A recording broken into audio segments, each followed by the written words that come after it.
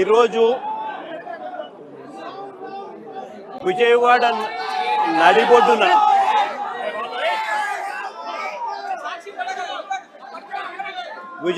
నడిబొడ్డున అంటే రాష్ట్రానికి హెడ్ క్వార్టర్స్, ఇక్కడ నుంచి కూతవేటు దూరంలోనే ముఖ్యమంత్రి గారి నివాసం, ఇక్కడే డీజీపీ కార్యాలయం, ఇక్కడి నుంచి కూతవేటు దూరంలోనే డీజీపీ కార్యాలయం, ఇక్కడే విజయవాడలోనే కమిషనరేట్, ఇక్కడే ఏసీబీ పరిధి. అంటే ఒకే పోలీస్ స్టేషన్లోనే ఆ సిఐ పరిధిలోనే ఆ సిఐని ప్రొటెక్ట్ చేస్తూ ఏసీపీని ప్రొటెక్ట్ చేస్తూ కమిషనర్ని ప్రొటెక్ట్ చేస్తూ డీజీపీ, మొత్తం అందరికీ తెలిసి సిఐ స్టేషన్లో ఒక హత్య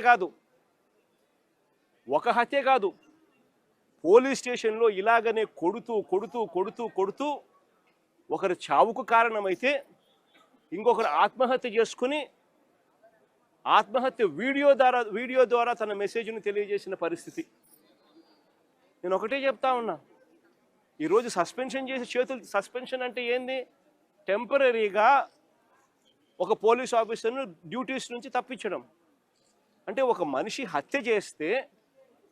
హత్య చేసిన ఆ మనిషి కొట్టి గోరులు పీకి రకరకాల చిత్రహింసలు పెట్టి చివరికి హత్య చేస్తే మనిషిని నువ్వేం చేస్తా ఉన్నావు? శిక్ష కేవలం టెంపరీగా తన డ్యూటీ నుంచి సస్పెండ్ చేస్తూ ఉన్నారు. ఇదే చేయాల్సింది. అది కూడా ఇంత పెద్ద ఇష్యూ అయి బయటకు వచ్చిన తర్వాతనే మీకు చేయాలన్న కనీసం ఆలోచన వచ్చింది. ఇది బయటికి రాకపోయినంటే అది కూడా ఆలోచన కూడా వచ్చేది కాదు. ఒకవైపున ఇంత హేయమైన కార్యక్రమం జరిగింది అని అంటే ఆ సిఐని, ఆ బాధితుడైన ఏసీపీని, ఆ బాధ్యులైన కమిషనర్ను, వీళ్ళందరినీ డీజీపీ వరకు కూడా